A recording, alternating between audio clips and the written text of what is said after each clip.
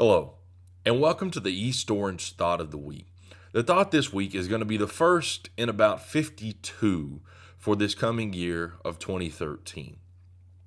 Before we get into this week's thought, I need to make you aware of about three major changes that we have this year for the thought of the week. First off is that the format in general is going to be mainly just me talking now. There won't be as much video. I will still have the PowerPoint slides, the passages, and things like that, but there won't be as much video of me, although there will be some occasionally. Secondly, the content will be very focused this year. The content is going to focus on Jesus. It is going to be either something that is said by Jesus or it is something that is said about Jesus. The reason for that is because at East Orange this year, we are having a theme of spending the year with Jesus. And so we're going to be focusing on Jesus throughout the year, and I want the thought of the week to do that as well.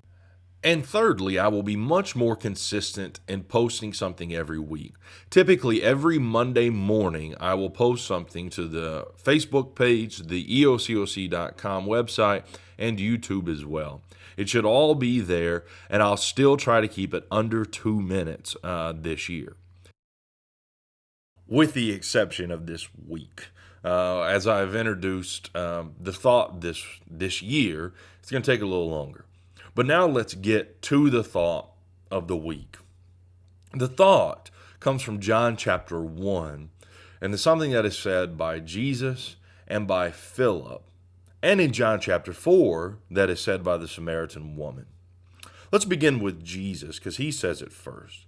Jesus has just got two new disciples, Andrew and another disciple who heard Jesus. They followed him, and they were following Jesus, and he turns to them and he says to them, "What are you seeking?"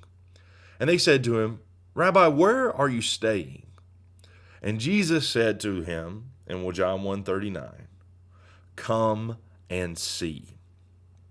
The disciples went and they got closer to Jesus. They believed Jesus, and they went and they stayed and they got closer to him. That's what this year is going to be for many of us. We already believe in Jesus. It is a year for us to get closer to him and to learn more about him and to get more intimate with him.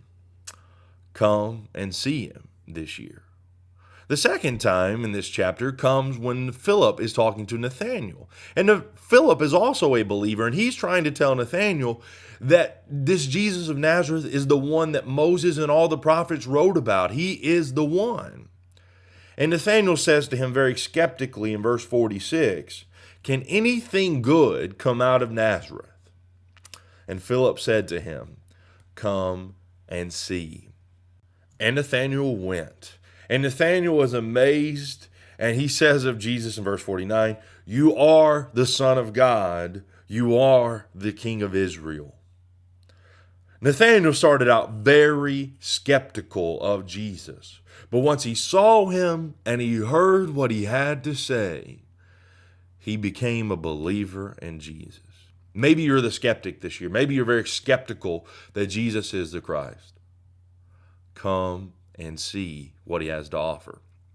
Or maybe you're like the Samaritan woman in John chapter 4, who has been told by Jesus pretty much everything about her life. And she goes and she tells the people in her city, all of them in verse 29, "Come see a man who told me all the things I ever did. Could this be the Christ?"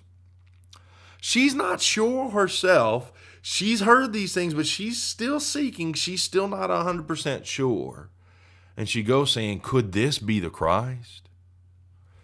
Maybe you've heard Jesus speak and you've been amazed, but yet you still got some questions. You've still got some doubts. Why don't you come and see what he has to offer? Jesus does not disappoint. If we would come to him with open hearts and open minds, we can be amazed at what the Savior of the world has to offer. Won't you use 2013 and come and see Jesus?